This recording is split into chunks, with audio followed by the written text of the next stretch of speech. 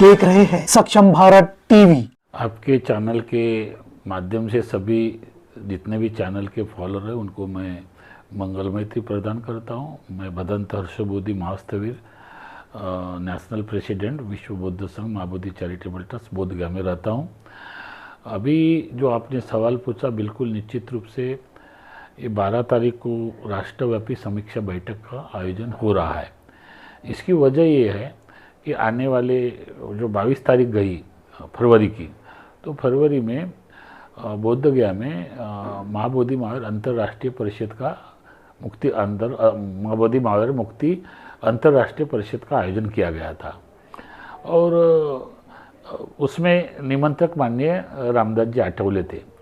और इसके पहले में भी मुंबई में सभी पक्ष जो राजनीतिक गठ है, ग्रुप है, उनको बुलाकर एक मुंबई में बैठक हुई थी कि हम सब मिलकर आंदोलन लगे। आपको पता है कि ये आंदोलन शुरुआत हुआ, 2 चरणों में बटा गया।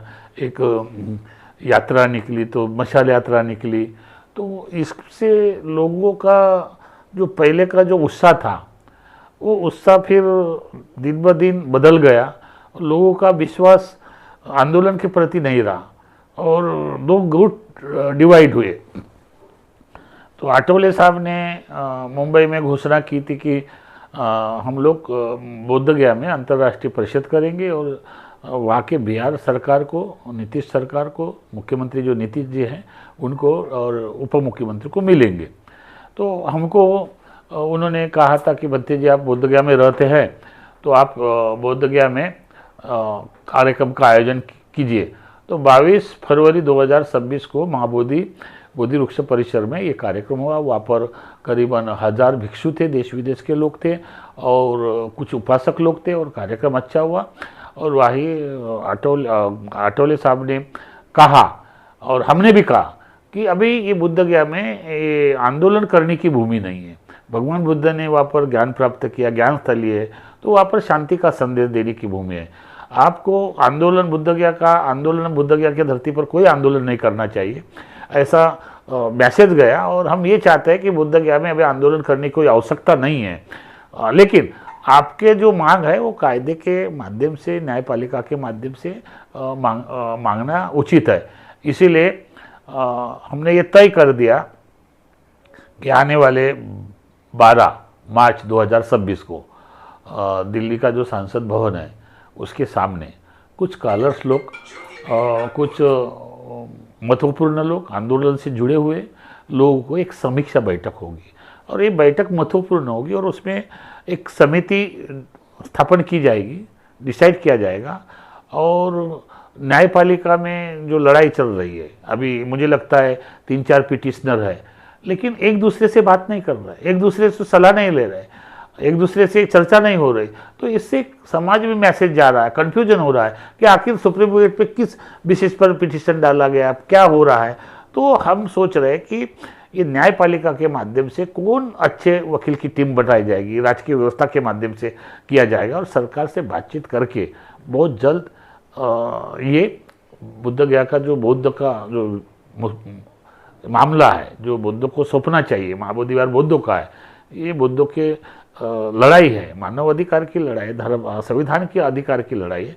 तो इसको संविधान के दायरे में इस मामले को किस तरह से शांतिपूर्ण ढंग से बुद्धों को कैसा बहुमत मिले, बुद्धों के ये बुद्ध विहार कैसा मिले, इसके लिए चर्चा हुई। इसलिए आठवले साहब के और मैं भदंत हर्षबोधि और कुछ भिक्षु थे और हमने एक मेमोरेंडम भी तैयार किया। वो मेमोरेंडम हम लोग नीतीश सरकार को भी देने वाले हैं और डिप्टी सीएम को भी देने वाले हैं।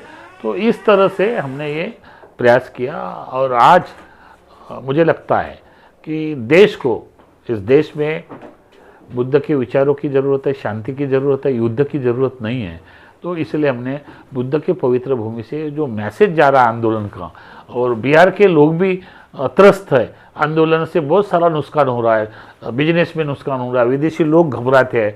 तो हमने सोचा कि जो दर्शन के लिए आते, भगवान बुद्ध के वंदन के लिए आते, ऐसे भूमि में आंदोलन, कोई आंदोलन नहीं होना चाहिए बुद्धों का।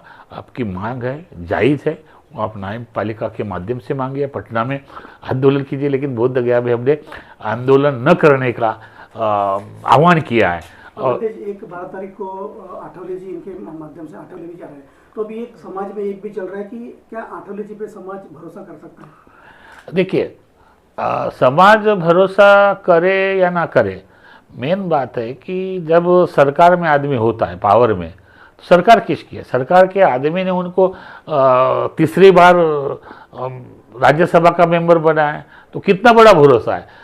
समाज के लोग तो कुछ भी बोल सकते हैं, अपना व्यक्तिगत राय दे सकते हैं, लेकिन उस समाज से तो प्रतिनिधि बने हुए हैं ना।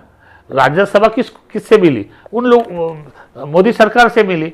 तो मोदी सरकार के माध्यम से, और बीजेपी की सरकार है, अभी बिहार में भी बीजेपी की सरकार होने वाली है, क्योंकि अभी आज ही कल परसों ही नीतीश सरकार ने राज्यसभा में फॉर्म भर दिया, तो मान के चलो बीजेपी सरकार बनाएगी, तो बातचीत तो बीजेपी से करेंगे, और बीजेपी के माध्यम से राज्य सभा में गए और मंत्री भी है, तो निश्चित रूप से आठवले साहब इस समस्या को बैठ के सल करेंगे, और हम लोग भी साथ में हैं, धर्मगुरु भी साथ में हैं, और जिन जिन लोगों ने आंदोलन किया उनको भी हम लोग आपके चैनल के माध्यम से आह्वान कर रहे हैं कि बुद्ध गया का जो मसला है, ये आंदोलन से हल होने वाला नहीं है। ये न्यायपालिका से होगा, राजकीय व्यवस्था से होगा, चर्चा विमर्श से होगा, और प्रेम से होगा, शांति से होगा। ये क्रांति से नहीं होने वाला है। और आप एक दीजिए कि इतने साल से आंदोलन चल रहा है, इनपुट आउटपुट तो कुछ भी नहीं आ रहा है, लेकिन अभी जो 22 तारीख का जो बुद्ध गया के बोधि वृक्ष में कार्यक्रम हुआ, उसने सरकार ने भी संज्ञान में लिया है, गोपनीय विभाग ने भी लिया कि ये मामला सही है। इसलिए आठवले साहब के साथ हम पटना में थे, मुझे लगता है स्पीकर से मिले, डिप्टी सीएम से मिले, लेकिन मुख्य जो सम्राट चौधरी है और नीतीश जी है, वो व्यस्त होने के कारण वो नहीं मिले। लेकिन हमको 12 तारीख की ये समीक्षा बैठक होने के बाद हमको आश्वासन मिला है कि 13 या 14 तारीख को हम लोग बिहार में जितने भी जो भी मंत्री है, सीएम होंगे या डिप्टी सीएम है, उनसे हम लोग निवेदन करेंगे कि ये मुद्दों की मांग है, इस पर 10 मांगों का विज्ञापन हमने लिखा है, वो देंगे और हम अपनी मांग को रखेंगे।